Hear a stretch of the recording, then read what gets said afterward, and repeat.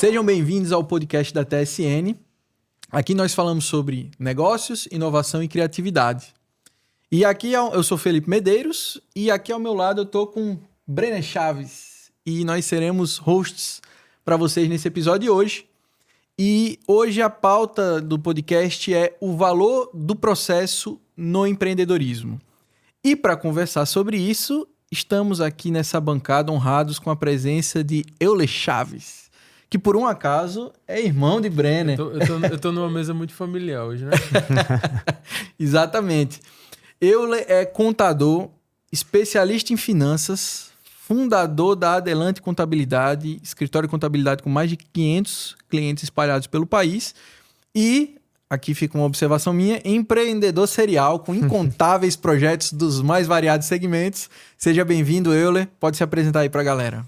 Bom demais estar com vocês aqui. Para mim é uma honra, né? Como o Breno falou, estamos numa mesa aqui familiar e tenho certeza que o pessoal vai gostar muito de entender um pouquinho da nossa história. A minha expectativa é poder contribuir, né, com a história de outros empresários e outros empreendedores que a gente tem muita coisa aí para contar sobre o valor do processo nessa vida empreendedora, né, Felipe? Exatamente. Na verdade, o valor do processo existe em tudo, né? O processo, ele forma caráter, ele forma profissional, ele forma tudo. Mas acho que, não sei se vocês concordam, no empreendedorismo, o processo, ele é fundamental, né? Se você passa pelo processo sem entender o processo, você deixa muita coisa na mesa ao longo do caminho, né? Eu gosto de falar sempre que é importante a gente ter em mente, e eu falava muito isso pra ti quando a gente começou, o ponto de partida da gente, de onde a gente saiu, né? Esse ponto de partida que faz a gente memorar, que faz a gente olhar pra trás, entender quem era o Brenner quando começou, quem era Euler quando começou, quem era Felipe quando começou, quem passou por nossa vida durante esse processo, quem esteve conosco ao nosso lado, quem por motivos diversos acabou se distanciando do processo. E isso aí pra gente eu acho que é primordial para que a gente possa entender para onde a gente vai e aonde a gente quer chegar, né? E eu acho que a galera entendendo isso como de fato um norte pode ajudar muito a você tanto tomar gosto por aquilo que você tem pro futuro, quanto entender como tu cresceste durante esse processo aí. E aí fica uma observação que o Brenner tá lendo Cortella e eu digo que ele tá quase falando igual a Cortella. O pensamento já tá alinhado, agora até o jeito de falar devagarinho já tá ficando... Mas eu gostaria. E é legal, eu acho legal essa mesa pra gente conversar sobre o processo de empreendedorismo, porque somos 3 empresários, né? A gente tem algumas empresas também do segmento de marketing e publicidade. E só que é interessante que, apesar de sermos amigos, sermos empresários, a gente tem backgrounds bem diferentes, né? A gente chegou nas empresas onde nós estamos hoje com histórias pessoais muito distintas, né? E eu soube que a tua história começou cedo, né? Eu leio assim, foram vários projetos de empreendedorismo desde a adolescência até a vida adulta, bem diferentes. Uns podem ser compartilhados aqui, outros nem tanto, mas... Deixa quieto alguns. Mas assim, eu queria ouvir, eu soube que tem um processo bem emblemático aí no início da tua jornada que foi muito valioso para tu até hoje. Compartilha um pouquinho dessa história aqui com a gente. Rapaz, acho que o Brenner deve lembrar que com 18 anos a gente teve um marco, né, na nossa vida financeira, que foi o vovô, quando ele chegou junto ali com uma poupança, né? Todos os netos recebiam ali um valor para meio que começar a sua vida. E eu vi ali os desafios que o Brenner passou, que Matheus passou, que o Lucas passou. E eu, na minha cabeça, eu fiz, meu irmão, eu vou multiplicar esse dinheiro. Então, quando eu entrei na faculdade, a sementinha já estava no coração, já. Imagina, eu nesse sentido, ele sempre foi muito diferente. Ele sempre foi o cara que olhava o potencial financeiro, a grana, aquilo que a gente tinha em vista ali na frente, e ele já pensava na frente, enquanto os outros... Então não era uma característica da família, não, né? Não. Enquanto eu, por exemplo, eu já pensava em gastar, velho. E era o irmão mais velho, né? Eu vou encontrar uma forma de gastar isso. E o Brenner me influenciou muito, porque o Brenner gostava de roda de carro, gostava de som, e eu, quero botar um sonzão no meu Corsinha 2004, né? Sim. E aí eu acho que nesse início, quando eu comecei a ver, você lembrar, né? 18 anos, isso a gente tá falando, 14 anos atrás. 14 anos atrás não existia XP. Quem for bom de matemática, hein? Não, tô com 32, né? Mas não existia XP. Então, sabe uma coisa que eu me lembrei? Para eu investir em ações, por exemplo, da Petrobras, eu tinha que ir no caixa eletrônico do Banco do Brasil, isso com 18 anos. Sério, e bicho? comprar fundos de ações da Petrobras. Direto no caixa. Direto no caixa. Não conseguia fazer isso. E eu, tipo assim, com 18 anos, querendo aprender, pô. Então, os caras hoje lá da SIC... E não tinha YouTube, né? Não, ou melhor, não dessa forma, né? A galera falando de finanças, como acessibilidade que se investir. tinha esse tipo de informação. Zero. E principalmente na realidade de uma pessoa. Então, quando nasceu aqui, hoje, um dos maiores escritórios de investimentos do Nordeste, que é a CI Investimentos, onde eu tive lá por um ano, trabalhando como assessor de investimentos, eu fiz curso lá sobre investimentos e queria lhe dar meus primeiros passos, mas ainda tudo era muito escasso. A informação era escassa. E eu lembro que eu botei na minha cabeça que eu tinha que fazer aquele dinheiro multiplicar. E foi onde, 14 anos atrás, eu comecei a fazer o quê? Day trade. Aí onde já começa a minha história. Que Nenhuma história é 100% limpa, né? Não, Felipe, esse aqui é uma história engraçada, né? Que quando eu entrei no Futuro, no primeiro estágio, que eu consegui, pasme, meu primeiro estágio eu consegui no jornal. Painho, vovô, influenciava a ler o jornal, não sei se tu vai lembrar, mas eu pegava do domingo, via as vagas e ficava mandando meu currículo. E aí, até que a gente morava ali no Bessa, em frente ali à cultura inglesa, eu consegui uma vaga de estágio no Bessa para estagiar no setor financeiro, primeiro período de contabilidade da UFPB. Eu tinha meus 18 anos, eu tinha acabado de receber essa poupança e eu estava aprendendo sobre day trade e estudando dinheiro e consegui esse estágio. O que aconteceu? O day trade começou a dar alguns frutos. Minha bolsa de estágio era de R$500. Com 6 meses, eu fiz, bicho, eu vou ficar rico, pô. Eu vou ser milionário. O que eu tô fazendo jovem aqui? Sendo jovem, né, bicho? Felipe, eu pedi demissão, velho. Pra fazer day trade. Não, pensando, meu irmão, o que eu tô fazendo aqui? Eu vou ensinar esses caras a ganhar dinheiro. Eu sou um jovem de 18 anos. Sempre pensando na frente. Pensando na frente. Não, velho, na minha conta, com uns 25 eu tô milionário. Então era as contas meio doidas, né? Resultado. Pedi demissão desse estágio. E aí vi que o mercado financeiro era bem mais desafiador, porque eu fui para a prática, então ganhava, perdia, vinha as questões psicológicas, que a gente não trata aqui sobre isso, do mercado financeiro, mas depois eu vi que o que ia me dar dinheiro, isso o Brenner prova, eu percebi cedo, era vender. E aí veio a história, né, do cambismo legal, né? Que eu acho que eu acho arretado que vocês falam cambismo legal. O legal é um adjetivo fantástico pra ele. Foi o nome que pai batizou com a gente. O nome da empresa foi batismo de nosso pai. Foi, cambismo legal. Ele que na história dele dizia que vendia pra ganhar dinheiro, né? Teve uma infância onde ele não tinha muito acesso. E pra ganhar dinheiro ele dizia que precisava vender de din, né? Din, era din. Então ele sempre, nesse fator ele sempre incentivou a gente um pouco a buscar isso aí. Quando veio o cambismo legal, que veio, foi o batismo dele mesmo, ele que escolheu esse nome. E ele não botou empecilho, né? Ele nunca botou empecilho nesse caso aí, ele sempre incentivou pra a gente compra o ingresso do show no Festa Verão, né? Primeiro lote baratinho ali. Tinha muito show na Domus ali que eu pegava. Revende e você vai botar dinheiro no bolso. E ele fazia, legal, até... Poderia dar um dinheiro aqui pra investir nisso aqui. Faltou só isso aí, viu, pai? Mas eu lembro, assim, foi assim, o dinheiro do estágio, por exemplo, a bolsa de R$500, se eu comprava ali muitos ingressos de um show como o de Gabriel Diniz, de Safadão, que era certo que ia dar bom, eu ganhava o dobro, o triplo. Então, você com 18, 19 anos, fazer R$1.500 em um intervalo dia, e no intervalo pequeno de tempo. Então eu tava ali pensando, pô, isso aqui é bom demais. Então, vou ficar milionário. Você começa a entender o valor do seu tempo para ganhar dinheiro. Sabe? É toda vez que a gente fazia isso, eu pensava... E que o tempo é um recurso, né? Pra ser utilizado. As pessoas trabalham 30 dias, horas e horas e horas, e ganham o que eu ganhei vendendo ingresso num dia. Só porque eu tive capital para fazer essa aquisição antecipada e tive paciência para esperar valorizar, né? Isso aí numa mentalidade, né, de crianças, vamos dizer, de 17, 16, 18 anos no máximo era o que eu tinha por ali. No fim das contas, acho que a habilidade que eu consegui conquistar ali com 18 a 22, não só com a questão da compra e venda ali dos ingressos, né, do cambismo, com outras coisas, como eu diria até aqui, né? Que lições eu tirei, por exemplo, com marketing multinível. Com ali uns 19 anos, eu entrei na Telex Free. Não, quem é da geração da gente lembra, né? Na Bebom. É, Paulo. Bebom.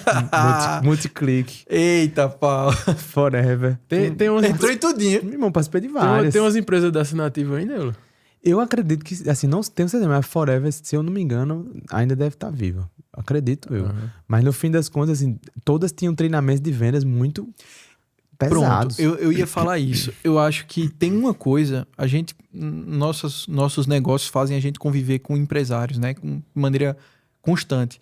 E tem uma característica, bicho, que você tá trazendo na tua história, Euler, que eu acho que ela é inerente, absolutamente inerente a todo empresário de sucesso. Obviamente, seja um empresário de sucesso local ou um grande empresário de nível global. Todos eles vão ser pessoas experimentadas em vendas. Realmente, assim, eu acho... E é uma questão interessante. As pessoas têm uma tendência... Pelo menos, eu vivi muito isso, né? Eu vim de classe mais baixa e tal. E era muito comum você tratar as pessoas... É vendedor. Como se fosse um subemprego. Então, não estudou, não fez faculdade, vai virar vendedor de shopping. Como se vendedor fosse uma segunda categoria de ocupação. Hoje, eu tenho uma leitura completamente diferente, cara. Um cara que é um bom vendedor, que tem boas habilidades em vendas, assim, ele escolhe o que ele vai fazer. Ele não tem limite, exatamente. É o que faz a máquina girar, cara, é o vendedor. Exatamente, porque, sobretudo, aquele vendedor que tem a capacidade de agregar valor a um produto, ou um serviço, ou até ele próprio, porque, de toda forma, mesmo que você seja um empresário, um funcionário, um seletista, tá indo para uma candidatura, você tá ali concorrendo com outras pessoas no processo de seleção, você vai ter que se vender, você vai ter que vender o seu peixe. Então, essa capacidade de oratória, de retórica, de vencer objeções, de ressaltar qualidades...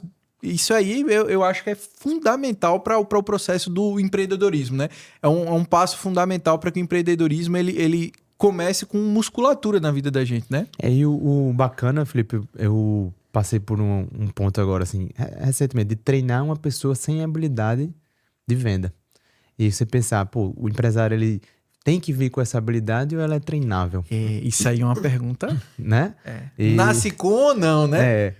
Você consegue ou não? E qual a tua opinião, Euler? Então, eu vi na prática, não vou citar o nome, mas vou citar aqui essas empresas. Você tem aí algumas empresas no mercado de seguros de vida, Prudential, MetLife, Mongeral, que o treinamento é tão intenso que eu vi de perto pessoas introvertidas, pessoas que, se você conhecer ela antes, jamais você diria que ela ganha 20, 30, 40, 50, 100 mil reais por mês, porque foi bem treinado, recebeu ali um produto que fez robusto, sentido, né? robusto, completo, e ali ela conseguiu fazer chama de marketing de indicação pesado, e hoje consegue girar a catraca e ganha bem. Então hoje você tem, eu conheço, né, o próprio João Pacheco, que é meu sócio, ele nada mais é do que um vendedor de carros, mas vende aí mais de 50 carros por mês. E eu tenho outros clientes vendedores de carro que ganham muito mais do que um médico. Então, esse conceito que tu falasse de ser vendedor, hoje, assim, cada vez mais está quebrado, porque você tem profissionais gabaritados, você tem hoje juízes, delegados, os cargos públicos mais altos, o cara ganha menos do que um bom vendedor de seguro de vida de uma Prudential. E é interessante que o mercado é extremamente aquecido, né? Porque, embora isso seja uma verdade, eu acho que todo empresário já chegou a essa conclusão, mas ainda assim as pessoas elas não estão se preparando para isso quando elas vão entrar no mercado de trabalho, né? Não é tão comum você ver o adolescente, o jovem falando o que você quer ser quando crescer? Eu quero ser vendedor. Então acaba que tem pouca mão de obra, mas um monte de empresário. Eu acho que aqui temos vários empresários nos assistindo, eu tenho certeza que se a gente chegar para cada um deles e falar assim, tem espaço na tua empresa para um bom vendedor? Todos eles vão responder, tem espaço na minha empresa para um bom vendedor. Mas a gente não vê as pessoas se preocupando em entrar por aí. Essa é uma característica. A gente está falando da importância do processo, né, no empreendedorismo. E eu acho, cara, que assim, você tentar empreender sem entender nada de vendas, sem buscar compreender como é que funciona o processo de vendas, é você entrar num barco a remo. Você tá no barco, alguém te empurrou, mas você tá sem nenhum remo. Você vai ficar lá dependendo do vento, da maré, te levar para algum lugar, mas você não vai conseguir ir na direção que você quer. Mas quando você consegue realmente entender o valor da venda e iniciar o processo a partir daí, aí realmente a coisa vai começando a ganhar musculatura, né? Então, na minha opinião, uma das coisas que eu mais percebi é que quando você pega um negócio que está começando, principalmente um único sócio, você percebe que aquele único sócio tem que lidar com tudo. Entregar o serviço, gerir processo. Se tem um funcionário, ele vai ter que dar atenção àquele funcionário, acompanhar aquele funcionário, treinar aquele funcionário. E o que tem de mais importante na empresa, aquele único sócio não consegue dar atenção. Que é o quê? Vendas. A empresa para ali. Eu digo isso porque eu estou com um projeto, Felipe, não sei se vocês viram, que é focado em contadores. Então, eu estou validando esse processo de venda, então eu estou fazendo essa call de venda, e quando eu pego ali muitos contadores faturando de 10 até 80 mil, eles não têm um único sócio, como tem, por exemplo, hoje na Adelante, focado em vendas. Então, desde 2018, que eu não emito uma nota, que eu não faço nada ali do operacional. Então, cada vez mais eu fui ficando focado em marketing e vendas, e hoje eu tenho o suporte de um sucesso do cliente, 2 vendedores, SDR, uma pessoa de marketing interno. Então, você tem uma rede ali para você fazer acontecer. Aí você pega quantos negócios que o único sócio ou um segundo sócio abdica ou abre mão da parte de marketing e vendas. Então, acho que a grande chave para uma empresa virar é ter algum sócio responsável de crescer em marketing e vendas. Então, você pegar... Hoje eu já aprendi muita coisa sobre funil de vendas para contabilidade. Eu duvido muito algum escritório de contabilidade na Paraíba colocar 40 empresas em um único mês. A gente tem essa habilidade e eu não coloco mais porque eu travo o funil por causa do meu operacional. Sim. Mas imagina que agora que eu estou destravando um outro funil, que é um funil específico que a gente começou a rodar, inclusive ontem, e tem um segundo funil já pronto para rodar. E esses também dá certo. Cada um me coloca mais 10, 20 clientes por mês, eu consigo daqui a pouco colocar 80 empresas no mês. E isso você só vai encontrar empresas de contabilidade em São Paulo. O que é que eu estou fazendo diferente hoje que eu não fazia alguns anos atrás? Eu estou estudando mais minha inteligência comercial e marketing. Com minha equipe, está subindo a régua. Aí eu estou dando escala a essas calls, com vários vendedores fazendo call, 7 reuniões de venda por dia. Com mais reuniões de venda, com mais taxa de conversão, você tem aquela receita previsível. E é interessante isso, né? Porque como a gente trabalha com prestação de serviço, existe esse gargalo do back-office. Porque a escala ela é limitada à própria prestação de serviço. A gente sabe que as ferramentas de inteligência artificial elas estão revolucionando essa entrega. Mas ainda há isso. E aí é onde eu acho que é muito legal que o marketing entra pesado. Porque quando você tem uma alta demanda e a sua oferta está limitada ali por conta do back-office, qual é a tendência? É você subir o ticket médio. Não é verdade? Então, assim, trabalhar, eu acho que essa balança que existe entre o marketing e o comercial ela é muito interessante por causa disso. Porque se o trabalho do marketing é bem feito, você vai começar a atribuir cada vez mais valor para isso. Então, na medida em que cada vez mais valor acontece, é empregado ali ao serviço, à marca, à pessoa que está à frente, a gente consegue subir o ticket médio e a gente vai trabalhando não só volume, mas margem. Então, a musculatura financeira vai ficando cada vez mais interessante, né? Eu diria até, Felipe, que é uma questão de energia, né? Aí o Brenner pode falar, você pode falar. Eu acho que quando você tem um sócio e as pessoas ele botando energia, vamos supor, eu contrato a Expresso para rodar anúncio para um projeto meu específico, para um nicho na contabilidade.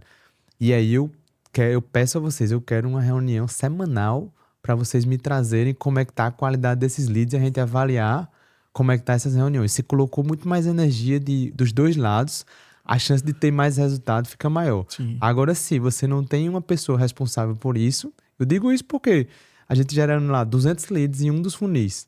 Eu tenho o João Paiva vendendo. Toda semana eu tenho que bater todas as reuniões de venda. Por quê? Porque eu preciso verificar se ele está fazendo follow-up ou não. Então, vendas não é só marcar reunião. No fim das contas, eu até compartilhei com o Felipe algumas coisas, eu acho que conversei com ele também. Eu passei por uns processos de conhecimento na G4 Educação agora. E o pessoal bate muito, muito mesmo nessa questão do desconforto que o empresário precisa sentir a todo momento. Ele tem que se sentir desconfortável para buscar realmente a todo momento novas formas de vender, novas formas de atribuir sucesso à empresa, de atribuir legado ao negócio e fazer com que o negócio possa estar sempre crescendo e a gente saia dessa bolha não só para nós mesmos, mas para a equipe de vendas, para a equipe da gente no geral. Eu acho que isso é muito importante. Mas mudando um pouquinho de assunto, Ola, em algum determinado momento da tua vida, nós na verdade, iniciamos um processo no mercadinho. Eu queria memorar um pouquinho disso aí contigo. Como é que foi para tu? Foi ali com... Da prestação de serviço pro varejo, né? Ou melhor, o contrário. Começou no varejo, né? Foi porque... O ano era 2013. Foi, 2013. Ou Vocês seja, estão denunciando a idade. 12 anos atrás. 12 anos atrás. Eu ainda era uma criança, pô. Mas ali, o que aconteceu? O Brenner tava fazendo intercâmbio, né? Sim. O Brenner tava em Brighton e até hoje eu tenho essa cultura, né? Vamos dizer assim, todo dia ali de noite eu pego, abro o LX, Felipe, fico procurando empresa para vender, repasse, carteira de cliente de contabilidade, oportunidade. Então, fico olhando imóveis, terreno e tal. E naquela época eu já ficava procurando isso. E eu não lembro como eu encontrei esse repasse desse mercadinho no Bancários, perto do GeoSul ali. E eu tinha uma vontade muito grande, né, de ter um negócio, de empreender, de aprender. Eu tinha o quê? Uns 19, 20 anos. Bruno, mais novo ainda. Algo em torno de 20 mil reais de investimento, né? Foi. E aí o que aconteceu? Brenner viajou, aí eu fiz, vamos, Bruno, bora. Aí Bruno foi. Aí quando o Brenner chegou, bora, Brenner, entra também. Então começamos nós três. E foi uma jornada de um ano, E né? a gente se dividia durante esse período aí, de um ano mais ou menos, os três na gestão do mercadinho, como um todo. No fim das contas... Três jovens. No fim das contas, assim, eu acho que isso aí Lembra do atribuiu... Luciano? Luciano. Isso aí acabou atribuindo muito valor à força de trabalho que a gente tem, sabe? Pra mim, eu não sei, ele pode falar por ele, o que eu mais aprendi aí foi a dar valor ao meu tempo. A dar valor ao tempo que eu tenho e entender qual o valor que ele tem. Porque se a gente não entender isso aí, passa-se o tempo, a gente constrói coisas maiores, a gente conseguiu, graças a Deus, construir coisas grandes, mas você acaba não tendo a percepção do quanto é valoroso o teu tempo. E lá nesse mercadinho, aí, nesse período que a gente passou, foi fantástico, inclusive para o relacionamento da gente, porque na tribulação, quando tinha conta para pagar, era quando a gente sentava e ia discutir e a gente precisava manter o equilíbrio do ponto de vista de que nós somos irmãos. Então, Três A irmãos, empresa familiar. menino, a gente empreendendo. precisa ter ciência de que nós somos três meninos empreendendo aqui num negócio que a gente está conseguindo tocar, mas existem problemas como todo negócio, e lá existiam muitos, muitos mesmo. Mas a gente precisava entrar sempre num senso comum de três irmãos jovens com pouca experiência, para que a gente não brigasse, para que a gente não entrasse em atrito, para que as discussões elas fossem minimizadas dentro de um processo que se iniciava no coração de cada um de querer mais, de querer crescer, de querer empreender. Então, esse ponto aí da minha vida especificamente, eu acho que eu nunca conversei com o Euler sobre isso, nem com o Bruno, que deve estar nos assistindo, mas foi muito, muito valoroso do ponto de vista de aprendizado na minha vida de negócios, de empreendedor. Aí no mercadinho a gente tinha o Luciano, né? Então era um funcionário que a gente teve uma experiência de ter um funcionário muito cedo, né? Então já teve ali várias vezes, tu lembra? Morreu a mãe, tipo, quem, meu amigo? Era direto. O que aconteceu? Era um mercadinho de o quê? Uns 50 metros quadrados? Era 50, pequeno, era pequeno. Mas no fim das contas a gente faturava 10 mil por mês, 12 anos atrás, né? E, não sei se o Breno vai lembrar, mas como ele faltava muito, eu estagiava no DR Sim. e eu queria estar lá. O que aconteceu? Perdi 4 disciplinas por falta. Cara, Na diga UFPB. aí. E eu passava nas... E assim, era até revoltante, né? Que eu passava na prova, estudava, passava na prova, e o professor me reprovava por falta. Aí foi até assim, eu fiquei um semestre a mais para poder pagar essas disciplinas. Mas enfim, aí o aprendizado para mim ali foi completo, né? Que a gente entendeu pessoas, processo, estoque, E dor Bruno, de cabeça que Bruno era. Guerreiro, como sempre, era o cara responsável pelos fornecedores. Era ele que pegava tudo. Fazia muita contava, coisa. Que é era puxado, Bruno. né? Não, você lembrar, você vai lembrar. Eu né? sempre botou o Bruno pra puxar a carroça, entendeu? Não, o Bruno, quando a gente era mais novo, a gente teve uma época, pai e mãe viajaram, ficou eu, Breno e Bruno sozinho em casa. Um mês, eu acho, né? Breno botou logo pra eu arrumava as camas. Breno botava a comida do cachorro. O Aí Bruno mais fazia velho o quê? Bruno tinha que lavar a louça, lavar a marmita. Lascava geral, velho. É pau. Aí no mercadinho não podia ser muito diferente. Vamos manter isso. Aí, eu lembro Natal, Felipe, assim, uma lição, né? No Natal, foi ano novo, a gente vendendo gelo. Vendia. Gelo pra caramba. E, assim, Depois de meia-noite. era todo mundo lá, comemorando, todo mundo comemorando, a gente tava lá lá, empolgado, realmente, vendendo. O que é a realidade de muitas pessoas, obviamente. Muitos Principalmente no início, né? Principalmente no início, claro. Vocês falando isso, eu acho que todo empreendedor tem essa história da virada de chave, né? Eu lembro que quando eu comecei, eu passei para psicologia na UFPB, só que eu passei para o segundo semestre. Para iniciar, na época tinha isso, né? Não sei se hoje ainda tem. E aí eu ia ficar 6 meses desocupado. Aí meu pai conseguiu um estágio para mim junto com um primo meu. Era uma empresa que trabalhava com esses hoje em dia não é mais educado falar agrotóxicos. Como é que a gente fala? Enfim, insumos agrícolas ali, né? De maneira geral. E é legal, eu moro em João Pessoa, já morava naquela época, e o negócio era em Bahia. Então eu pegava 2 ônibus, eu tinha que sair de casa às 6 horas da manhã para pegar 2 ônibus para ir para esse estágio lá. Um detalhe, o estágio não era remunerado, né? Então era só a passagem que eu recebia. E aí chegava lá e tal, e ficava... E eu fiquei pouco tempo lá, porque realmente foi menos do que esses 6 meses para iniciar a faculdade. E eu tinha sido mordido ali, né? Nessa época eu tinha 18 anos, pelo bichinho do concurso, né? Meu pai é servidor público, falava, tem que fazer concurso para você garantir a vida e etc. E foi interessante porque lá, esse meu primo já estava trazendo essa empresa de Pernambuco. Ela já existia lá, ele estava trazendo para cá. E ele, assim, me aconselhava muito, a gente ia almoçar e ele falava, cara, esquece isso de concurso, você tem que empreender, você tem que ser empresário, você tem que ter empresa, porque isso aí é legal. E eu falava, mas por quê? Ele falou, porque eu nunca me esqueço dessa frase, cara, isso aqui deve ter uns quase 20 anos que eu escutei e isso ficou marcado em mim, que ele falava assim, porque servidor público tem teto. E o empresário não. E naquela época eu não entendi isso. Tanto é que depois disso eu cursei mais da metade do curso, passei num concurso público, saí do concurso público. E todo esse processo, até eu chegar no empreendedorismo propriamente dito, quando eu conheci Brenner, eu ainda era servidor público, né? Eu não era empreendedor.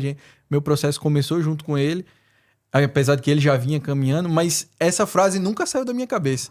E hoje eu consigo entender o quão essa frase é libertadora, assim, de você ter essa possibilidade de falar, não, pelo fruto do meu trabalho, pelo fruto do meu estudo, eu consigo elevar minha receita.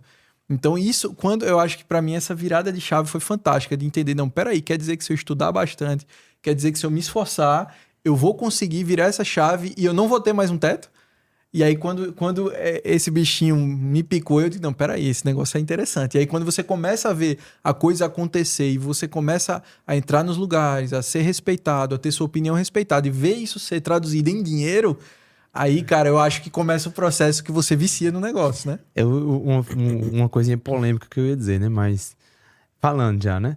Nunca foi Vamos garantir o corte, Não, pô. Vamos garantir o corte. Nunca foi tão fácil ganhar dinheiro, né?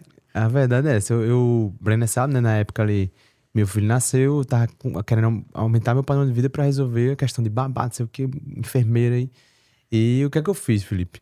Eu criei uma linha editorial ali de conteúdo e eu preciso produzir 1 Reels por dia e eu vou vender 8 mil reais de consultoria por mês pra pagar esse upsell aqui que eu vou fazer, esse upgrade que eu vou fazer. O que é que eu fiz? Exatamente isso. E comecei ali dentro do meu Instagram, produzindo mais conteúdo. E nem tinha ChatGPT pra ajudar, né? Não, sem R$1 de investimento. E meu conteúdo, vocês acompanham, é muito orgânico ali, muito família e tal, e produzindo nos stories e dei esse gás dos Reels. E ali eu fazia que as pessoas que vinham no meu direct, meu processo de venda natural. E conseguia bater ali minha meta. Depois, isso eu fazia 4 consultorias de 2 mil. Depois eu fiz, agora eu não vou fazer mais de 2 mil. Vou fazer 2 consultorias de 4 mil. E eu fui testando até onde veio o meu público pagava. E resultado disso, eu vejo que qualquer pessoa hoje que produzir muito conteúdo, por exemplo, é um dos pontos, se torna autoridade. TikTok tá aí, Instagram tá aí. Qual é o problema? É que as pessoas são preguiçosas demais para fazer o que tem que ser feito para ganhar mais dinheiro. E aí esse ponto que você falou de funcionário público tem teto. É exatamente isso. Inclusive, na minha visão, o empresário não tem teto, mas ele trava... Ele cria o teto dele, cria o teto né? dele. O empresário cria o teto. E justamente porque ele, como o Brenner falou, do cara ter aquele senso de incomodação, de, meu irmão... Conforto, comodismo, é verdade. Eu já escutei de cliente meu dizer, bicho, do jeito que tá bom. E de sócio, vim conversar comigo e dizer, bicho, o meu sócio disse que do jeito que tá bom e pra mim não tá, pô, eu quero mais. Então, existe ali... Não é à toa que vai ser a maior empresa de contabilidade do país já, viu? Pai, minha conta é que... Quem mais acredita tá aqui. Ano que vem os 1.000 tá batido. Não tem condição. Você só repetir o processo. E é legal, cara, porque tem eu acho que pra você conseguir... Tem um processo psicológico, né?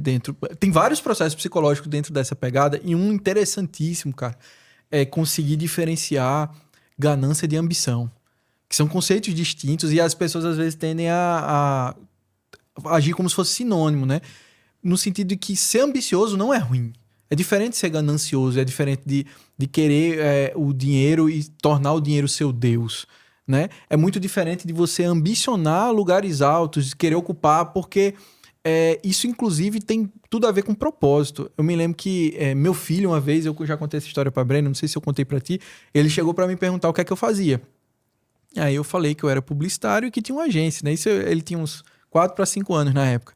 E, obviamente, não é fácil de explicar. Não é fácil de explicar para meu pai, que é mais velho. Imagina para explicar para uma criança de 4, 5 anos. E aí, quando ele começou a perguntar, mas por que você faz isso? Eu digo, caramba, essa pergunta é mais complexa do que ele imagina, né? E aí eu falei, não, porque eu ajudo as pessoas a fazer com que as empresas delas deem certo.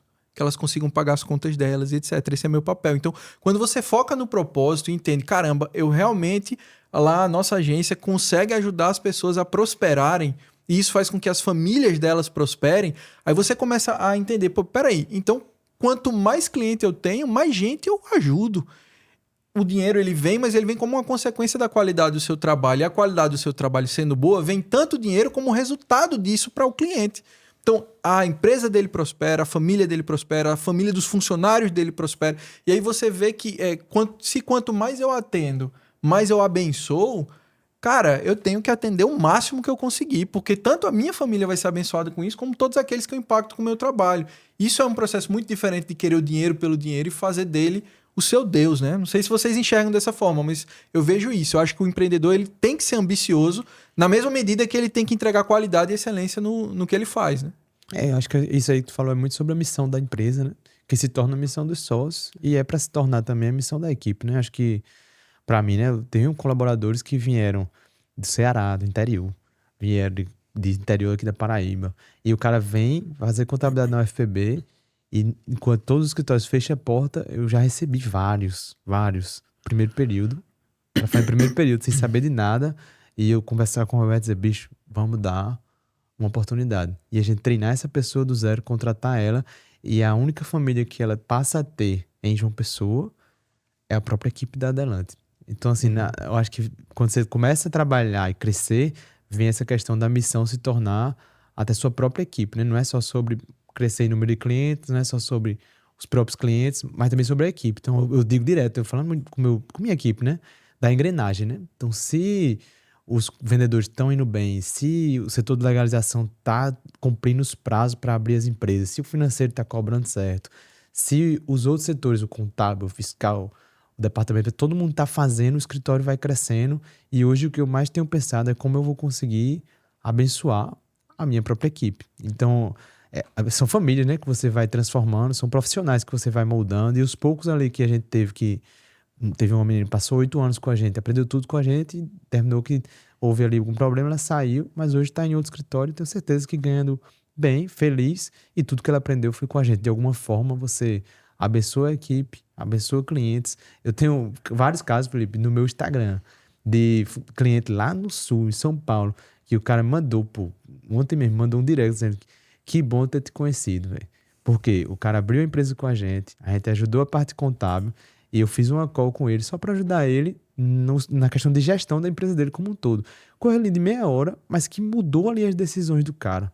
E aí você tem ali um empresário que vai crescer e ele não vê só com uma contabilidade, mas ele vê ali um empreendedor, um empresário que não vem muito para mim isso, que vai ajudar ele a crescer. Então vem o propósito, né? A missão de ajudar, no caso da Adelante, é ajudar pessoas e empresas a prosperarem. E é legal isso, cara, porque, de novo, trazendo para esse tema da gente hoje, que é o valor do processo, quanto mais você vive o processo, reflete sobre ele e permite que o processo lhe ensine, mais você se torna apto a ensinar, né? É uma coisa que eu e Brena conversamos muito também sobre essa que hoje está bem em voga, isso fala da síndrome do impostor, né? Que às vezes a gente olha e fala, caramba, eu vou sentar... É o caso da gente, a gente tem vários empresários que têm a nossa idade ou mais de tempo de empresa, e às vezes a gente senta para conversar e você fica, caramba, será que eu vou ter realmente o que colaborar para falar sobre gestão para um cara que tem 40 anos de empreendedorismo? 50. E assim, a gente vê que tem, mas isso passa muito por um processo de intencionalidade, de que a gente às vezes passa, como todo empresário passa por altos e baixos, e quando isso acontece, a gente tem esse costume de sentar e falar assim, bicho, o que é que a gente pode tirar de lição desse negócio aqui? e ser intencional nesse processo. E a partir dessa lição que se tirou, como é que a gente pode usar isso aqui para quando a gente for para uma consultoria, quando a gente for para uma conversa, para conseguir falar, cara, ó, esse caminho aqui não dá muito certo, porque a gente já foi por aí ou a gente já viveu isso. Então, certamente esses empresários passaram muitas vezes por muito mais caminhos até que a gente. Mas eu acho que a sacada é que nem todo mundo é intencional de olhar e falar, cara, eu preciso aprender com o processo. Eu não posso olhar só para o resultado. Porque realmente, por mais que seja um clichê, e eu não tô fazendo apologia ao derrotismo aqui, mas de fato, às vezes o erro ou o problema, ele tem um valor muito, muito importante, né? Tem aquelas frases para-choque de caminhão, que o ideal é que você quebre não sei quantas empresas e tal. Eu não sou muito por aí. Mas eu acho que tem um processo para você se tornar intencional em olhar e conseguir extrair ensinamentos tanto do erro quanto da vitória. Eu não vou nessa linha que você falou, né? O pessoal que vai muito de quebrei 10 empresas. Meu irmão, se você quebrou a primeira, já era pra você ter aprendido a lição. Então eu sou totalmente contra quando eu vejo esses palestrantes. Quantas serão necessárias pra você aprender? Aí o cara... E quanta gente se prejudica no caminho, quebrando um monte de empresa, né? E quando a gente vai estudar, a gente vê que... Em nenhum momento isso aí deve ser saudável, né? Nem pra família do cara, né? Oi, amor, quebrei mais um. Não, e no final das contas, você vê que é muito jornada do herói, né, Felipe? Então o cara, eu abri essa empresa, quebrei. E quando eu vejo as pessoas admirarem porque a 15ª deu certo, eu sou contra. Eu assisti várias palestras dessas que hoje eu não quero nem saber quando o cara vem que eu quebrei duas. O cara quebrou uma, aprendeu a lição, ele não quebra de novo, não. Ele vai acertar. Porque alguma coisa ele tá errando ali em alavancagem. Ou ele pode até quebrar, mas isso não pode ser motivo de orgulho. Isso. Porque muita gente faz o quê? Não, eu quebrei por causa do cenário macroeconômico e tal. Mas, cara, assim, eu acho que é um outro grande desafio do empreendedorismo. O empreendedor, eu acho que vale a pena a gente lembrar aqui a diferença do empreendedor e do empresário. Nem todo empresário é empreendedor, né? Então, eu acho que a grande sacada do empreendedor é justamente ser uma pessoa que ela está sempre de olho nas oportunidades, nas ameaças. Ela está sempre olhando hoje aqui, administrando, mas ela está olhando para frente. Então, eu e Brenner mesmo, a gente às vezes faz uns movimentos. Eu me lembro nitidamente de uma época que estava... Você sabe disso, você acompanhou a gente nessa época. Todo mundo de agência falava, não, vamos para coworking. O negócio é coworking, porque home reduz office. o custo, tá, vamos para home office. E desde sempre a gente falava, não, peraí, segura aqui. A gente não entende assim. Quando a gente olha daqui para 5, 10 anos para frente, a gente entende que isso vai ter um prejuízo para o mercado. E hoje a gente vê as agências fazendo um caminho inverso, pelo menos aqui. Mas a nível nacional também. Não só as agências, como as empresas, né? Exatamente. E a gente entende, tá vendo? Isso aqui a gente conseguiu, porque a gente faz esse exercício de ficar olhando para frente. Eu acho que o empreendedor tem muito isso. Tanto olhar para frente para identificar oportunidades, como olhar para frente para identificar ameaças. E aí entra também a parte técnica da coisa, né? A gente nunca acreditou que um processo criativo, para agência especificamente, ele funcionaria no home office. Não estou dizendo que não funciona do jeito que... Inclusive porque tem muita empresa que trabalha home office.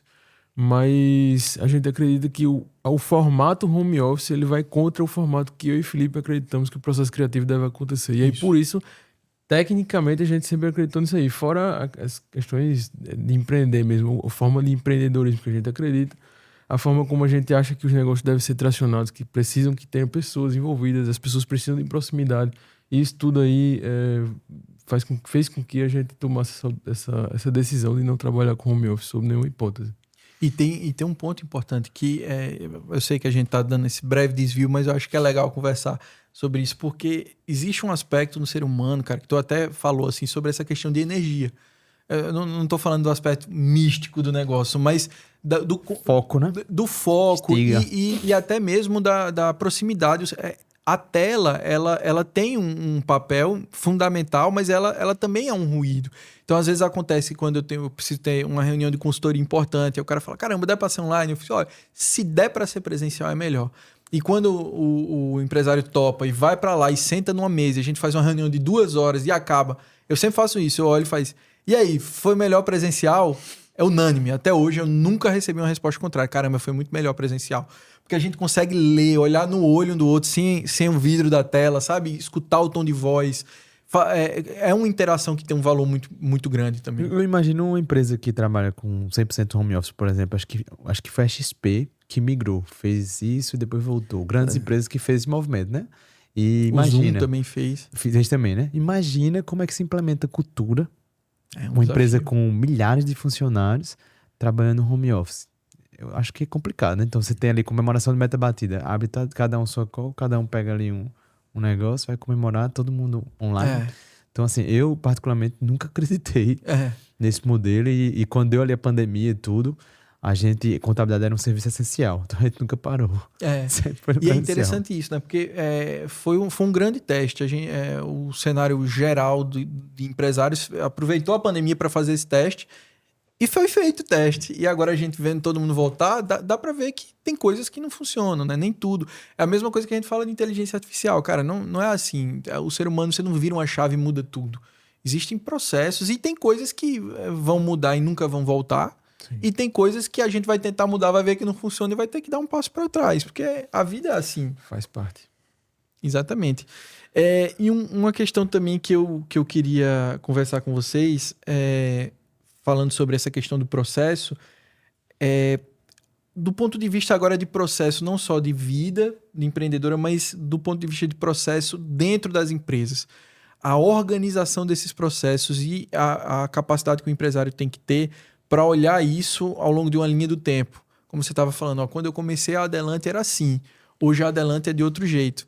Eu acho que também é um gargalo que os empresários encontram, principalmente quando você está muito no operacional, é de não conseguir dar 2 passos para trás para conseguir ver gestão. Enxergar, né? Enxergar a gestão e com isso enxergar processos, enxergar gargalos e, consequentemente, oportunidade de melhoria, né? Como é que você vê isso lá na Adelante? Você já precisou dar esses 2 passos para trás? Sempre. Eu acho que todas as empresas, né? Agora mesmo com a própria Locamotos, a gente teve que fazer ali 2 passos para trás. São quantas empresas hoje, Júlio? Pô, velho. Eu sei que são 7 CNPJs. Acho que são 7 CNPJs que eu tô como sócio.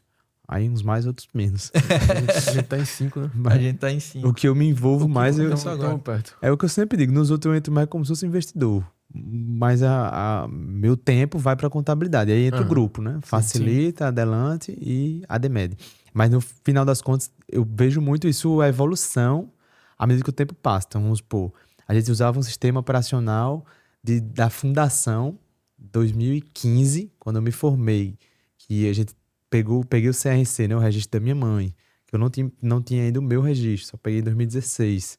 E aí começou ali com a Paraíba Suplementos, Nilo, primeiro cliente, depois veio Barreto, e começou ali um mesinho, bem pequenininho, e prospectando via porta a porta. Assim como a Porta a porta 10 anos atrás. Assim Tem uma história que tu ia lá pra um terceirão lá, né? Eu não só fui pro terceirão, como fui pra shopping, né? Manaria Shop. Eu ia com um panfleto panfletar. que fazia um call to action pra uma consultoria gratuita. Milheiro de panfleto na mão. Era. E aí eu saía. Então, qual era a minha ideia? Eu queria saber quem era o dono e eu queria ajudar ele nas finanças pessoais dele. Do que eu ajudasse ele nas finanças pessoais, eu ia puxar a contabilidade. E isso, assim, eu plantei sementes, Felipe. Era um funil, né? Era um pequeno funil, pequeno funil. 100% comigo, né? Correndo atrás. Então, eu fiz isso de outubro de 2015 até mais ou menos final de 2016. Se eu disser pra você que a gente tinha um custo fixo ali, no comecinho ali no Borba, né? Na Esperança, de uns R$2.500. E a gente tinha pego emprestado para abrir a Adelante R$10.000. Aí o que aconteceu? 6 mil foi para montar mobília, computador, impressora, sobrou 3. Tipo, ia acabar os 3 mil em fevereiro de 2016. E o que eu ia fazer? Eu tava certo. Se acabar, eu vou estudar para concurso. Que era um concurso que eu já gostava, que eu queria fazer, que era o de contador da Marinha. Não sei se você lembra, que eu fiz ainda 2015, Natal, 2016. Né? Era a prova. Resultado, quando eu fui fazer essa prova, e nesse moído, fevereiro, pô, vai acabar o dinheiro, todas aquelas sementes que eu plantei de panfletinho começou a virar, Felipe.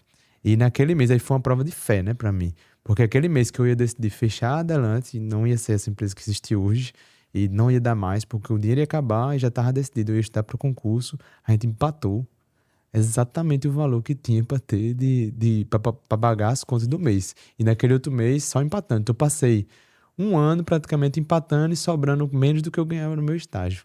Por isso que aí vem o valor do processo, que aí nenhum, assim, às vezes colaborador, contadores menores vão saber.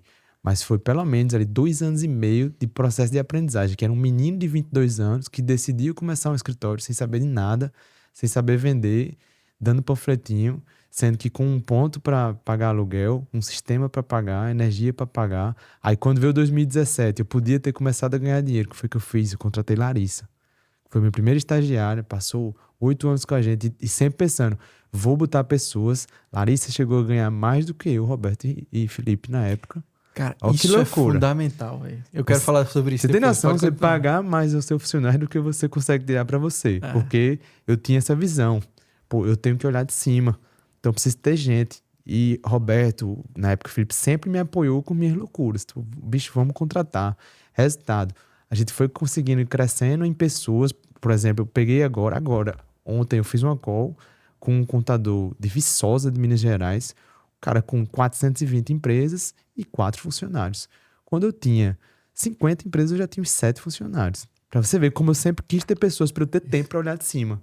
Aí eu saí de um cara que fazia panfletinho para depois ter um funil de vendas com planilha, onde eu tocava aquele funil muito com produção de conteúdo, com parcerias comerciais e marketing de indicação. 3 canais de aquisição de clientes. Para depois, a partir de 2022, 2023, sair de um cara que vendia só o sócio vendia, que é a realidade da grande maioria dos contadores, para ter o meu primeiro vendedor, que é o João Paiva. Hoje a gente tem uma equipe comercial e conseguir ter funil com parceria, funil com indicação, programa de indicação, tráfego pago, 5 dígitos por mês de tráfego pago. Então, assim, é outra estrutura comercial. Então, se eu não paro para olhar, de vez em quando, eu deixo de lado. E aí você deixa de crescer, você capenga. Então, eu fico procurando, por exemplo, dentro das pessoas. Quem são as pessoas importantes que eu tenho na minha equipe que estão começando a ficar desmotivadas? Se você não olhar e não conseguir mudar ali a realidade daqueles colaboradores, você tem ali uma pessoa que estava com energia alta, motivada, dando resultado para a empresa, começa a minguar e uma hora pode sair. É. No meu caso, para abrir o escritório dela ou para ir para outro escritório, para fazer outra coisa, porque você desmotivou. Aí foi onde a gente criou o programa de partnership que a gente vai estar apresentando para toda a equipe no final do ano. Olha o teaser aí, ó. Então, no fim das contas, Felipe, eu acho que se o empresário não tiver sempre essa visão de dar um passo atrás e olhar, eu tento fazer isso pelo menos uma vez por ano, quando eu monto um planejamento estratégico para o ano seguinte, com tudo que tem direito. Cada um dos sócios que coordenam seus setores precisam fazer um texto de cada um dos funcionários, falando quais são as expectativas que ele tem sobre aquela pessoa, falando sobre aquelas pessoas, se elas estão entregando ou não, se ela não entregar aquilo, não fica, aumento salarial. Então, eu peguei agora, a gente está em agosto, e eu revisitei aquele planejamento feito em dezembro para 2025, para a gente ver o que bateu e o que não bateu. Então, por exemplo, todos os investimentos... Ajuste de rota, né? Todos os investimentos que estavam lá foram feitos. Então, será que não tem novos investimentos para fazer dentro da empresa? Então, eu já estava conversando com o Roberto sobre a possibilidade de a gente hoje tem um ponto grande, mas que está no aluguel. Então, vamos pegar um consórcio, vamos começar a pagar, pensando em pegar uma casa para a gente dizer que é nossa mesmo e a gente começar. Então, isso tem que entrar dentro do planejamento. Quando é que vai ser isso? Aí, o meu desafio, de ser bem honesto, é conseguir olhar de fora, mas conseguir planejar 5, 10 anos. Porque hoje eu não sei nem o que vai acontecer direito ano que vem com o crescimento que a gente está. Então, como é que eu vou planejar 5, 10 anos? Esse é o meu desafio. Mas, com certeza, acho que o empresário que planeja, ele sai na frente, pô. Sem dúvida. Ele sai na frente. Isso que tu falou os funcionários receberem mais. Brenner viveu essa realidade. Eu tenho uma prova viva aqui. Felipe, pra quem não sabe, eu tinha outra agência, né? Que era o Wave. E Felipe foi diretor de criação da minha agência por escolha nossa e que o passe dele não era barato. Fique claro aqui. A controvérsia. A gente, por escolha, decidiu puxar um diretor de criação que tivesse experiência e que pudesse trazer o máximo possível de bagagem criativa para os nossos clientes. E Felipe foi a pessoa que a gente escolheu à época. Depois disso, o tempo foi passando, a gente, depois de algumas coisas, ele se tornou sócio na TSN, a gente fundou a TSN juntos. E conseguimos construir uma história muito bonita, graças ao bom Deus. É muito baseada na nossa fé também, né?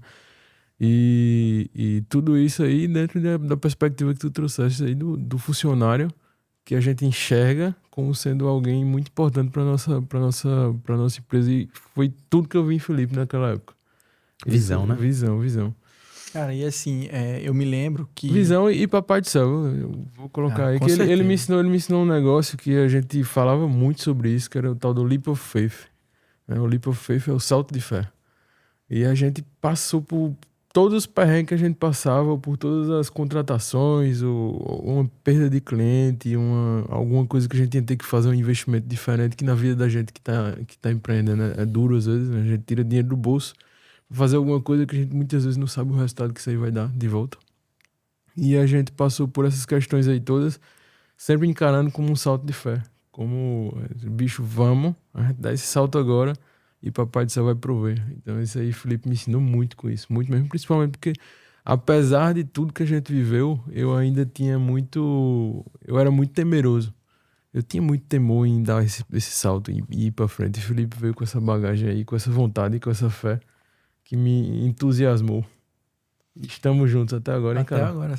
Não chore não, 7 cara. anos, eu fico emocionado. Pô. Cara, mas assim, e eu acho legal porque, mais uma vez, os backgrounds eram muito diferentes, né? Eu era servidor público na época e Brenner, ele já tinha uma perspectiva muito diferente, né? Porque ele já saiu da faculdade com o desejo de ter uma agência. Eu montei a agência na faculdade ainda. Pois é. E aí, quanto tempo tu passou sem tirar R$1, né? Anos. Na Wave. Na Wave? Então assim, a gente tava falando sobre isso aqui antes de iniciar essa história realmente do processo, de que às vezes as pessoas olham e vê onde a gente chegou, ela consegue enxergar, mas ela nem sempre tem acesso ao processo. Ela não tem acesso ao quão esse processo pode ser doloroso, né? Então, às vezes, quando a gente chega mais tarde, sai mais cedo, pode ser que nem todo mundo compreenda, né? Inclusive, qual é o processo. O meu convite pra ele foi basicamente assim, olha, hoje tu ganha mais do que eu. Mas amanhã tu vai ganhar igual a mim, ou seja, 0. Quando ele E foi ele entrar. aceitou. Porque a ideia foi realmente, eu perdi o salário que eu tinha quando eu entrei na sociedade. Tu agora é dono, mano. É. Tu dá teus pulos que Foi. não tem salário mais não. Mas o legal, cara, e é assim, isso muda muito de empresário para empresário, mas essa história do salto de fé que Brenner fala tem com certeza um background muito grande na fé cristã que a gente entende que é Deus que provê sobre as nossas vidas e que nós somos mordomos daquilo que Ele coloca em nossa mão. Mas também tinha, agora falando racionalmente, uma certeza que a gente compartilhou e era uma coisa que eu realmente pegava no pé dele e falava, cara, a gente estudou bastante, a gente já tem alguma experiência e a gente sabe fazer o que a gente faz.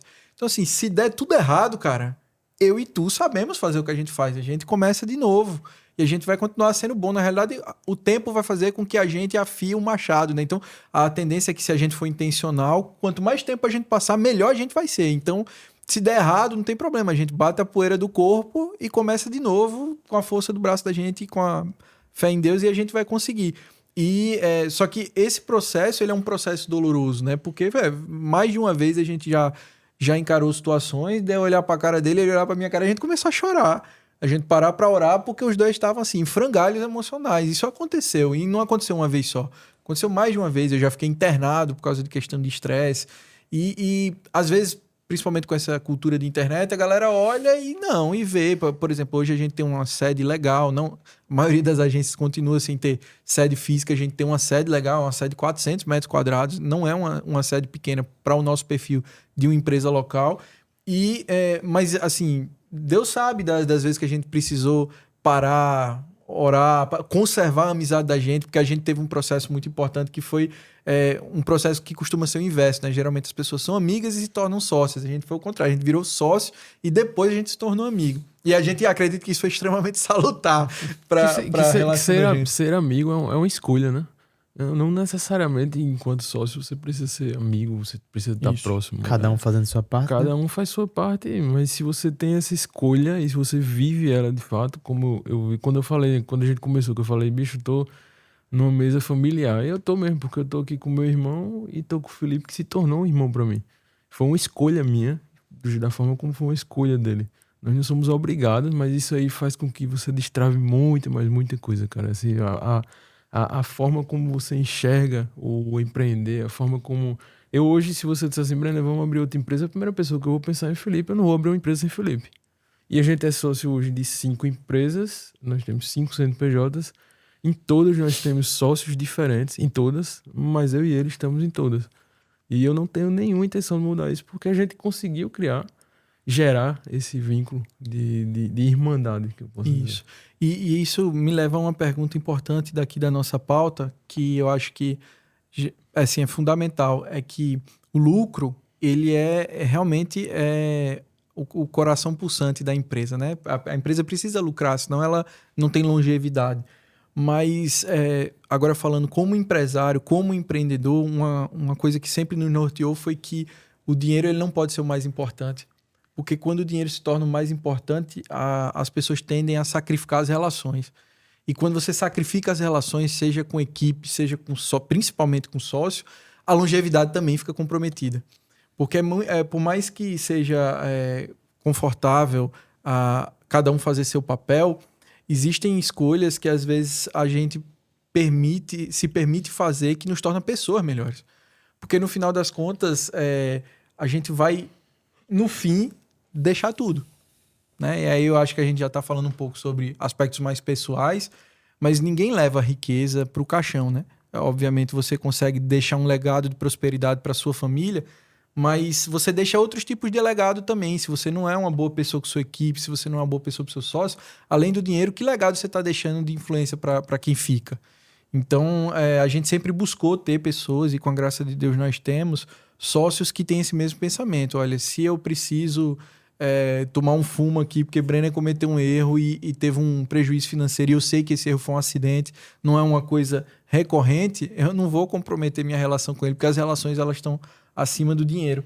E eu acho que isso também foi uma coisa que fez com que a gente conseguisse construir uma trajetória em que a gente não adquiriu inimigos, digamos assim, né? A gente tem mates, né? Tem muitas portas abertas, porque seja com funcionários, seja com parceiros, porque graças a Deus a gente sempre prezou muito pelas relações. Meu pai sempre falava isso, ele dizia, não há nada mais valioso que uma porta aberta.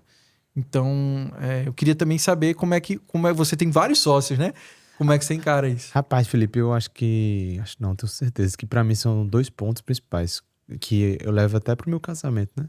Primeiro, comunicação e depois ser justo.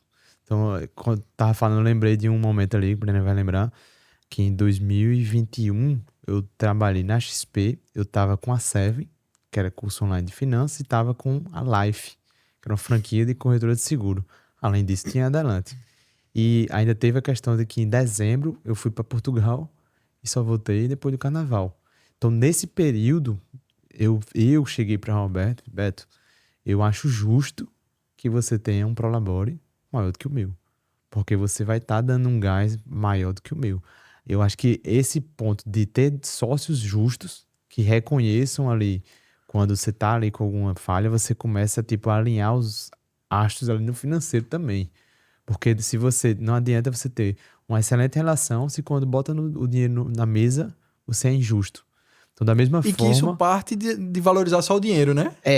Quem valoriza só o dinheiro vai tender a não ser justo, né? Da mesma forma, eu tive uma sociedade, né, que a gente teve como que juntou ali com o Renan, que vocês conhecem, que veio para dirigir o setor fiscal do escritório. Ele tinha uma carteira pequenininha, 35, 40 empresas. A gente incorporou ali aquela carteira para atender os clientes dele e ele focar em supervisionar nosso setor fiscal. E Renan veio para ter um pedacinho ali pequeno do bolo. O que aconteceu? Depois veio a Facilita, que hoje tem tudo para ser maior do que a Adelante, já tá gigante, e a gente deu um pedaço maior desse bolo para ele. Por quê? Porque era justo. A gente tinha um acordo com ele e a gente foi além do acordo. De que eu podia ter dado só o pedacinho. Se fosse olhar só pro dinheiro, né? Se fosse olhar só pro dinheiro. Mas não era justo, a gente deu um pedaço a mais. Então, acho que ser justo é importantíssimo. E assim como no casamento, vendo sociedade como casamento, a comunicação, né? Então, você ter ali reuniões pontuais, estratégicas com os seus sócios para poder conversar, saber mais da empresa. E aí vem essa questão de rotina de uma empresa que tem sede local, como é o caso de vocês, como é o caso da Adelante, porque você passa mais tempo com seus sócios do que com sua esposa, às vezes. Sim. Então, você tem ali tempo de qualidade com ele. Então, essa comunicação só vai ter que ter o quê? O cara tem que ser homem para na hora que tiver ali um ruído, você falar antes de que aquele problema aumente. Então, eu nunca tive problema com essa questão de sociedade por causa disso. Então, teve ali conversas duras. Tive conversas duras. São necessárias. Que são necessárias com vários dos meus sócios. Conversas duras, Sim. pontuais ali que... E eu sempre fui... Em todas as sociedades eu acredito, porque eu tenho um papel muito de liderança ali, de chamar muito essa responsabilidade. Então, eu tenho conversas duras para pontuar. Ó, isso aqui para mim não faz sentido. Sempre foi o 10 e faixa. Né? Hein? 10 de faixa, pô, capitão. Aí, assim, você tendo essa sabedoria para ter essas conversas duras, você alinha aquilo ali e resolve. Pô. Então, ó, aqui a gente esperava isso. Não tá acontecendo. Não tá acontecendo por quê? Até assim, agora recente, a gente melhorou muito um setor lá no escritório por causa de uma certa pressão que eu tava botando ali, porque não era o meu setor. Mas eu sentei ali com o sócio responsável, meu irmão, não tá saindo isso aqui por quê? Eu vou criar aqui uma planilha, vou te entregar e eu vou acompanhar semanal. Eu quero que isso aqui saia do papel, porque isso está influenciando o resultado do escritório. Então, eu não tô sendo injusto, não tô sendo otário, não. Já era combinado aquilo, tá fora do prazo, eu só tô querendo que isso aqui saia do papel. Então, acho que sociedade vai muito disso. Um traquejo, que aí eu até você me perguntar, pô, isso vem de onde? Eu atribuo muito aos meus quase 8 anos aí de líder de célula e supervisão, né? E aí na PIB, eu supervisionei 11 células, pô. Nossa, Felipe. É muita célula. Era muita célula, pô. Eu liderei aí, o Brenner vai saber mais que você. Bicho, a minha célula tinha 40 e poucos moleques, né? Era gigante, pô, a célula do combate. Então, ali pra mim, foi onde eu mais aprendi a resolver conflitos, a ajudar pessoas. Aí depois veio a Barnabé, que já na Farol, que foi uma célula que eu liderei que tinha divorciados, pessoas de 40 e poucos anos. Eu tinha 29 ali, mais ou menos. Essa célula de aula a combate não era uma célula, não era um culto. Era a gente, meu amigo. Era a igreja mesmo que tava lá no prédio. Eu tinha bateria, às vezes, teclado. Tava à beira de virar uma igreja, né? Foi um tempo massa. Mas ali, assim, eu digo isso. Eu nunca fiz um curso de RH, de psicologia. Né? Não. Eu aprendi na prática com gente. Inclusive, eu fiquei... Uma coisa engraçada, Felipe. Não sei se o Breno vai lembrar. No processo seletivo do Bradesco, quando eu trabalhei lá, tinha uma dinâmica em grupo. E tinha, tipo assim, umas 60 pessoas. Fase final para contratar. Fizeram uma roda. E, bicho, assim, eu... Não sei, foi quando eu fiquei por último. Por último da roda. Uhum. E a pergunta foi... qual a qualidade que você tem que o banco tem que lhe contratar? Imagina, pô. Todo mundo falou... Chegou pra mim. Sobrou, foram 59 qualidades. Meu irmão, eu falei isso que eu falei pra vocês. Eu acho que o banco tem que me contratar porque eu liderei tantas células, supervisionei tantas pessoas e eu acho que hoje é a habilidade que mais falta em qualquer gerente de banco, qualquer profissional bancário, gerir pessoas. E isso vocês com certeza vão ter em mim. Resultado, eu fui pro primeiro lugar da Paraíba. Eu escolhi a agência que eu fui trabalhar. Não sei se tu lembra. Eu escolhi a agência. Então, assim, aí depois de 3 meses pedi pra sair. Pra voltar porque era empreendedor, né, velho? Raiz. Aí até assim, pegando o valor do processo, já pegando esse gancho. Pra ele relembrar. Mas nesse período, 2019, foi o pior ano da Adelante. Pior ano. Por quê? Foi um ano que eu tinha casado, setembro de 2018. Roberto estava full time já no escritório. A esposa de Roberto foi demitida.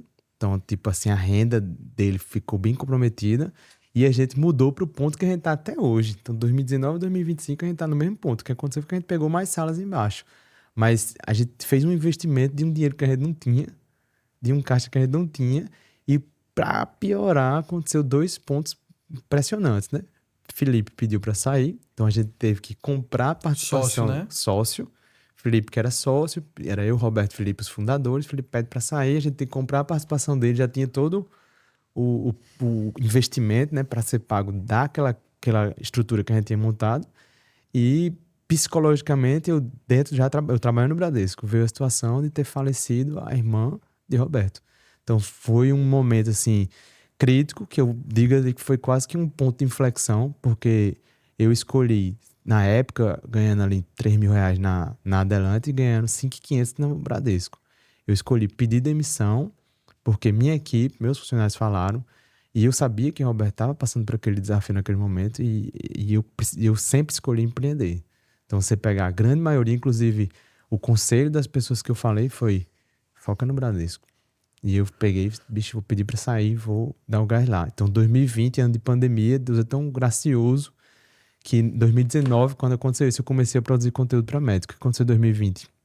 Pandemia, e quantos médicos tiveram a bênção de se formar um semestre antes e todos os médicos ganham dinheiro pra caramba e precisam abrir empresa. Então, 2020 foi o primeiro ano que a gente abriu, acho que mais de 80 empresas. 2020. Hoje, sim, a gente, nesse primeiro semestre de 2025, a gente abriu 200 empresas. Então já tá outro patamar. Tracionado, né? Mas 2020 foi um ano que a gente começamos a vender de verdade. Foi 2020. E veio de uma inflexão que 2019 a gente podia ter minguado. Porque a inadimplência estava gigante, Felipe, porque não estava dando conta. E aí aconteceu que naquele momento a gente conseguiu virar a chave. E a pergunta que eu deixo aqui, né? A pergunta não, na indagação, é que quantos até empreendedores, né? Não escolheria o caminho mais confortável, que era seguir no banco. Eu tinha a certificação do gerente geral. Eu tinha tudo para seguir ali um caminho de estar gerenciando um Bradesco Prime, um Top Tier. Eu tinha proposto para ir para o Bradesco Fortaleza. Eu tinha uma carreira para seguir lá. Quando eu pedi para sair, eles me deram um aumento. Tu vai virar caixa e tu vai ganhar R$1.000 a mais. Ainda assim, eu deixei minha carta de demissão e fui direto para Adelante. Acho que isso aí... Escolha mais do que acertada, né? Demais. Isso aí, acho que se pegar a maioria das pessoas que tentam levar empreendedorismo CLT, dificilmente iam escolher isso. Então, para mim, foi uma das decisões mais difíceis, que eu busquei conselhos. Aí vem, né, Provérbios.